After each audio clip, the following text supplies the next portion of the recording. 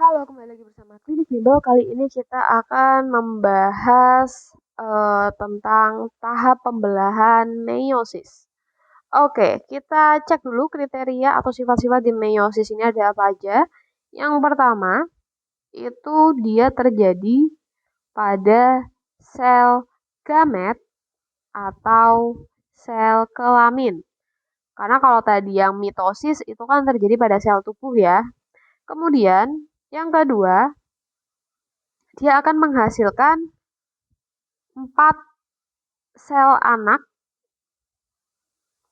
di mana kromosomnya itu setengah dari kromosom induk. Kemudian dia berfungsi menjaga, jangan MJG ya, kita tulis perpanjang aja, menjaga agar kromosom tidak berlipat ganda dan untuk kelangsungan spesies agar terjaga.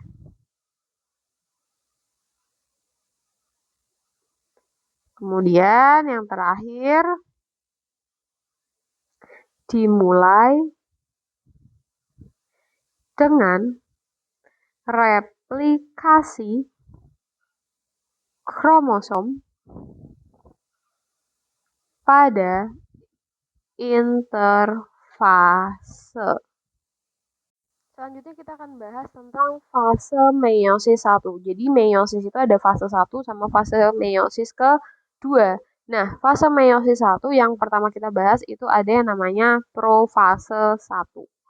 Jadi, pada profase 1 itu dia mengambil 90% waktu meiosis itu sendiri. Nah, profase 1 itu tahapannya sebagai berikut. Oke, kita coba jelaskan. Yang pertama, pada profase 1 itu ada leptoten. Leptoten itu di sini bisa kita coba jelaskan di mana kromatin itu menebal,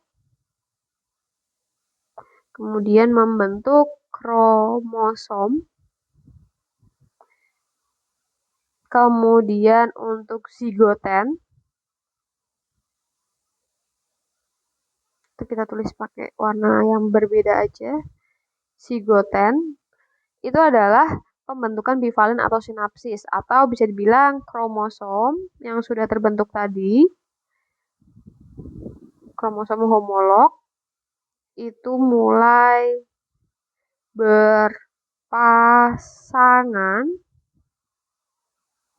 Kemudian ada pakiten. Pakiten itu artinya kromosom mulai menebal dan mengganda, lalu terjadi pindah silang. Kemudian ada diploten, di mana diploten itu artinya adalah kromatid membesar dan memendek. Lalu ada diakinesis.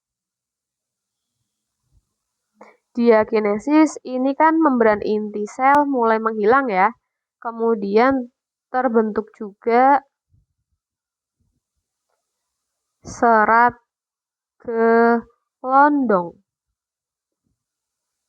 Oke, selanjutnya kita lanjutkan dari meiosis yang pertama. Tadi ada tahapan profase 1 ya, di mana membran inti mulai rusak menjadi bagian-bagian kecil, terbentuk gelondong pembelahan.